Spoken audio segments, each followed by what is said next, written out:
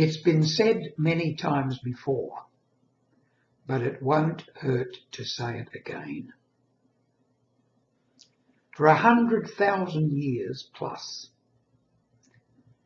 we human beings used to sit around campfires in the evening and into the night. And as the flames died away and the fires became embers, this was when the stories would begin. And the stories would be told well into the night before people retired to their caves or their primitive huts. And as I said, for 100,000 years plus, this was the way. We evolved as a species, listening to story for 100,000 years. And then for just 50 years, in came wireless, later to be called radio. And the radio set became the fireplace which the family sat around and listened to the radio. And what did they listen to mostly? Stories, serials. Stories were very, very popular. And then along came television. And we've had that now for around about 70 or 80 years. In Australia it came in 1956. I was 20 years of age when it arrived. So I was brought up in many ways, sitting around that radio set, listening to stories.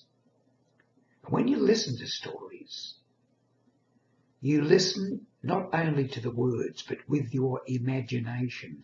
You become creative in as much as you imagine the heroes, you imagine the actions. And sometimes if that story, which you've imagined or perhaps even read in a book, becomes a film, in some ways you're disappointed because the actors do not represent the people that you've imagined in your own mind. Imagination is so very important in being able to listen to stories and to be able to create stories. Now, as I've said, 100,000 years plus, we developed this ability to listen to and tell stories. But over the last 100 years or so, this ability has been largely lost. People tell about an incident, a snippet, a happening, not a story often. They call it a story, but it's not a story. A story has certain segments we all know about. We all know that there has to be some sort of challenge. There has to be an overcoming. There has to be a triumph of some sort, a victory, and then a resolution. This much we do know.